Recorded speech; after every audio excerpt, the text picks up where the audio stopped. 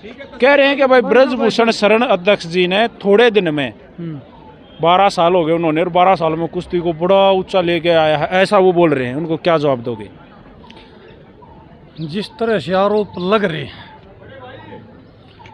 देश में, जो ब्रजभूषण शरण सिंह है उसका जो ये प्रोपगेंडा है कि मैं कुश्ती को ऊपर लेकर आया, वो गलत है। क्यों? क्योंकि वो व्यक्तिगत रूप से सामंतवादी सोच के करेक्टर में गुंडे आदमी, जिन पर 32 FIR हैं, बाकी निकलने लग रही 32 का तो यहाँ चार्ट है, 80 FIR हैं, 80 FIR का कोई 80 FIR हैं। व्यक्तिगत रूप से गुंडे हैं, इलाके से सामंतवादी हैं, पार्टी में अपने आप को पैसे और धनबल के रूप में ताकतवर मानते हैं। वो इस कुठाराघात सोच के आदमी, जिस पर पॉक्सो एक्ट का चार्ज लगा है, इस तरह की सोच के लोग कुश्ती को कहाँ आगे ले जा सके हैं भाई साहब। दरअसल एक बात है, सवाल ये नहीं है, सवाल मोटा मोटा ये है, रियो ओलंपिक हुआ था 2016 में, भारत का टीवी खोल कर हम बैठे थे, पूरी दुनिया में मेडलों की भरमार थी, अमेरिका, चाइना, जापान, फ्रांस, हमारा खाता भी नहीं खुल रहा था। पहला खाता 3 सेकंड पहले एक दाव लगाया साक्षी मलिक ने और हमारा खाता खुला। दूसरा मेडल हमारा PV सिंधु का बैडमिंटन में आया। जब वो बाहर निकली तो पूरे मीडिया चैनल में 2016 में ये चर्चा थी, अब देश की बेटियों ने ये मेडल लिया, देश की बेटियों ने ऐसा करा। जब साक्षी मलिक से पूछा गया अब आप इसके बारे में क्या कहना चाहोगे जो आपको मेडल मिला, तो उसने कहा मैं पीछे चल रही थी, 130 करोड़ लोगों की दुआओं की वजह से मैं भारत देश का झंडा ऊपर कर चुकी। उसने जी जान लगा के मेडल हासिल किया। देश के ऊपर एक सवाल उठा, अब किसी देश में 100 मेडल हैं, ये देश दुनिया में सबसे सेकंड नंबर की आबादी वाला, इसमें सिर्फ 2 मेडल, ऐसा क्या है अगर इस देश के मेडल नहीं आते? एक सवाल खड़ा हुआ है, एक सवाल राइज हुआ है देश में। उस दिन इस सवाल का जो जवाब था नहीं मिला, लेकिन उसके 3 साल बाद मैरी कॉम ने सवाल उठाया, फेडरेशनों में दिक्कत की वजह से मेडल नहीं आते। फिर विनेश फोगाट ने प्रधानमंत्री जी को कहा इशारों में जो वो बताती हैं, लेकिन वो खुल कर नहीं कह पाई। लेकिन 7 साल बाद आज वो सड़क पर बैठ कर ये साबित कर रही हैं हमारे मेडल देश के क्यों नहीं आ रहे। हमारे सिस्टम में खराबी है, हमारे फेडरेशन हो गया अध्यक्ष, ये एक की नहीं हो सके है, औरों की बात है, कहीं बोलिया नहीं जा रहा है। लगभग मैं कई सभी स्पोर्ट्समैन के इंटरव्यू करूँ हूँ, तो हर फेडरेशनों में लगभग। हाँ, तो आज ये इज्जत का सवाल है, जब एक लड़की पूरे देश में, जिसको पुरुष प्रधान देश बोला जाता है, 7 समंदर पार जाकर 130 करोड़ लोगों की आस को, जो टीवी पे ऐसे बैठे थे बटन दबाए, और जब तिरंगा वहाँ पर फहरा, जनगण मन फहरा, 130 करोड़ लोगों की लिहाज बचाई मेडल लेकर। आज 7 साल बाद आबादी 140 करोड़ होगी। क्या उस लड़की की जो अपने न्याय मांगने के लिए बैठी है, उसकी लिहाज बचानी है? उसकी लिहाज बचानी है? क्या 140 करोड़ लोग उसकी लिहाज बचा पाएंगे कि नहीं बचा पाएंगे? सवाल ये है।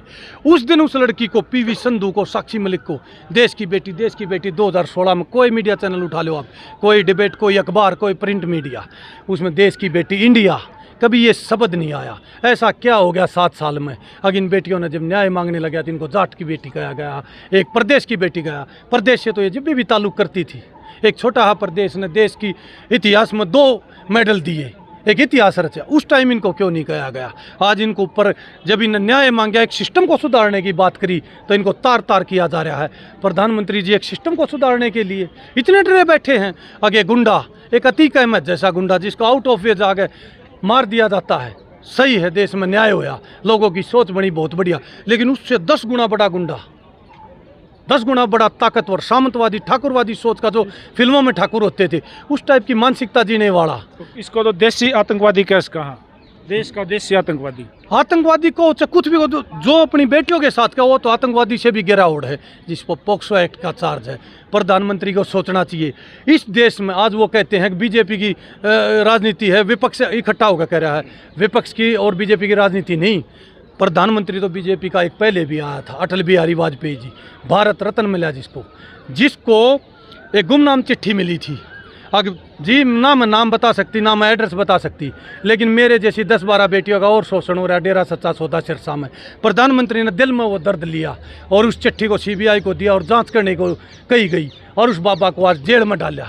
जिसको बीजेपी की सरकार बार बार में पैरोल दे रही है। एक प्रधानमंत्री वो जो गुमनाम चिट्ठी पे इतनी बड़ी कार्रवाई करी गई, एक प्रधानमंत्री वो जो व्यक्तिगत रूप से ये जानता है अग्निवेश फोगाट को खीर पसंद है, साक्षी को हलवा पसंद है, बजरंग पुनिया को चूरमा पसंद है, जो एक साल में 8 बार मिलते हैं। आज उनसे 1 किलोमीटर दूर बैठी है बेटी, रो रही हैं, बिलख रही हैं, न्याय के लिए प्रूफ दे रही हैं, इनके सबूतों को मिटाने की कोशिश की जा रही है।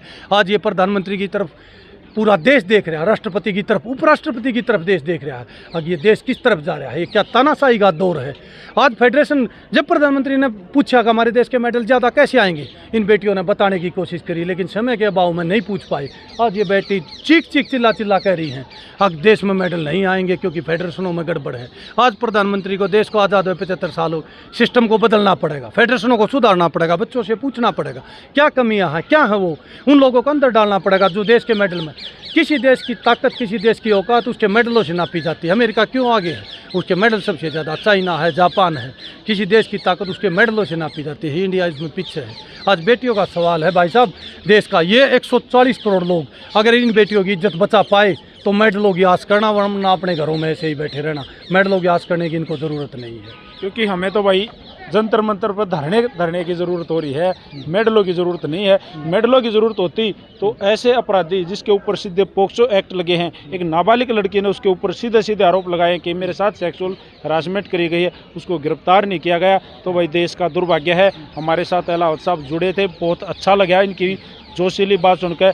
ऐसे जोश की हर युवा में, हर देश के नागरिक में ज़रूरत है, और जंतर मंतर पर इस धरने पर हर किसी ने पहुंचना चाहिए। और कहना चाहता हूँ जी भाई, सॉरी भाई साहब, ये कहते हैं बार बार में कमेटी का निर्णय क्यों नहीं लिया गया। कमेटी में 2 बच्चे, बबीता फोगाट और योगेश्वर दत्त, कमेटी के 2 मेंबर हरियाणा से हैं, कुश्ती से जुड़े हुए हैं, बीजेपी की टिकट के दावेदार है, बीजेपी की टिकट पहले मिले भी, आगे भी आस में है। वो अपनी राजनीति उन पर इतनी हैवी होगी, अब वो कुश्ती के लिए नहीं लड़ रहे। जिनसे उनकी पहचान बनी, जिनसे उनकी इज्जत बनी, जिस कुश्ती ने उनको नाम दिया, आज वे उस कुश्ती से गद्दारी कर रहे हैं। और उनमें से बबीता फोगाट ने ये बता दिया, अगर ऊपर से एक लेटर आया, उस पर साइन कराए गए, लेकिन हमको ये नहीं बताया गया इसमें क्या, इस जांच रिपोर्ट में क्या है। मेरे से रिपोर्ट छीन ली गई। जब इतना बड़ा आरोप लग रहा था, हम उस सिस्टम से कैसे आस करेंगे जिसमें कोई भी सीटिंग जज से कराते, कोई और एजेंसी करती, बीजेपी पार्टी के मेंबरों से आप उसकी जांच करा रहे हो, बंद लिफाफे में दस्तक करा के एक कानून पास कर रहे हो और कहते हो देश उस पास करेगा। कैसे देश उस पास करेगा? आज जो योगेश्वर दत्त है पहलवान, जिसकी हम इज्जत करते हैं, बबीता फोगाट, उनको हम खुले तौर पर कहना चाहते हैं, आपने अपनी कौम से, वो कौम, उनकी कौम कुश्ती है, कुश्ती से गद्दारी की है। आप लोगों को कभी राजनीतिक लाभ नहीं मिलेगा, क्योंकि आप जिस चीज़ ने आपको इज्जत दी, डीएसपी बनाया, आपको पैसे दिए, हम यही गेम 2004 से पहले जानते थे भाई साहब। हुड्डा साहब का राज आया था, 17 से लेकर 51,000 की बड़ी से बड़ी कुश्ती होती थी, 1 लाख का इनामी दंगल देखने को नहीं मिलता था। फिर एक दौर आया, बच्चों ने मेहनत करी, देश का नेशनल में नाम आया, ओलंपिक में मेडल आए, कॉमनवेल्थ में मेडल आए। हुड्डा साहब ने, उनके बेटे दीपेंद्र ने मिलकर एक पॉलिसी बनाई देश में, इतनी बड़ी पॉलिसी बनाई जिसमें ऑडी गाड़ी, BMW, बड़े बड़े सेलिब्रिटी ने दिया, और इन करोड़ों के इनाम रखे और DSP जैसे पद रखे गए जिनको 4th क्लास में रखा जाता था। उस पॉलिसी को भी ख़त्म करने का बीजेपी ने काम किया गया। ऐसे लोग आज उस नेता को जो 2 बार, दीपेंद्र सिंह हुड्डा आज यहाँ समर्थन के दिले, 2 बार बेस्ट अवार्ड, 800 सांसदों ने मिलकर जिसको बेस्ट सांसद का अवार्ड दिया गया, उसको भी आज ये राजनीति करके जाट और क्षेत्रवाद की राजनीति में घसीटना चाहते हैं।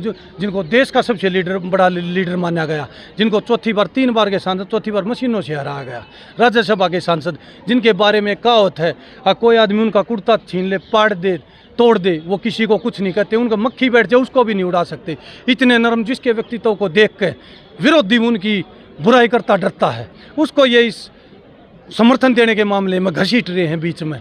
साक्षी, विनेश और दीपेंद्र सिंह हुड्डा जैसे अच्छे आदमी जो राजनीति में है और खेल जगत में, अगर उनको क्षेत्रवाद और जातवाद में बांटा गया तो ये देश, ये देख लो किस दिशा में जा रहा है, अंधकार में जा रहा है, तानाशाही की तरफ जा रहा है, लोकतंत्र की हत्या होने लग रही है। ऐसे लोग जिन्होंने पॉलिसी बनाई, पॉलिसी मेकर रही, जिनने अपने इलाके में, दीपेंद्र सिंह हुड्डा ने MP बनने के बाद अपने इलाके को चमकाया और साथ ही साथ अपना विजन दिया, अगर मैं कभी मुख्यमंत्री बनूंगा तो क्या करूंगा। उस पॉलिसी में जो इन हरियाणा में पॉलिसी बनाई, जिससे एक नया आयाम मिला इस कुश्ती को, इन खेलों को नया आयाम मिला, उसमें धर्म जात कुछ नहीं देखा गया। वो योगेश्वर दत्त पहलवान जो कुश्ती मेडल लेकर आया, उसको DSP बनाया गया, करोड़ों के सम्मान दिए गए। किसी धर्म, किसी जात का बच्चा लिंग के आधार पर भी चाहे वो पुलिंग था, चाहे स्त्रीलिंग, चाहे तीसरा लिंग था, उनको भी ये सम्मान दिया गया कि भाई इस पॉलिसी के आधार पर आप मेडल लाओ, पदक लाओ और पद पाओ। उन लोगों के खिलाफ भी आज क्षेत्रवाद, जातवाद की बात हो रही है। अगर ये इस तरह के लोग, साक्षी फोगाट, साक्षी मलिक, विनेश फोगाट, अगर इन बच्चों पे भी अगर ये आरोप लगकर ये डाउन करे गए और 140 करोड़ लोग अगर हार गए, तो ये देश, ये सोच लो, गुलाम होने की कगार पे है। देश आज़ाद नहीं है, लोकतंत्र की हत्या हो चुकी है, अपने दिमाग से निकाल दो। तो भाई वीडियो आप लोगों ने देख ली। ये जो गुस्सा है ये सच था, ये जायज़ भी था, क्योंकि देश के वो वो महान पहलवान जिन्होंने इस टोटे में इस देश को मेडल दिलवाए हैं, आज वो रोड पे बैठे हैं और उनकी कोई सुनवाई नहीं। वीडियो को शेयर कर दो भाई। बैक टू बैक न्यूज़ आप लोगों को दिखाते रहेंगे। जंतर मंतर का टोटल मामला आप लोगों के सामने लेके आएंगे। सारे भाइयों ने राम राम, जय हिंद, जय हरियाणा, सत्य में हो जाए।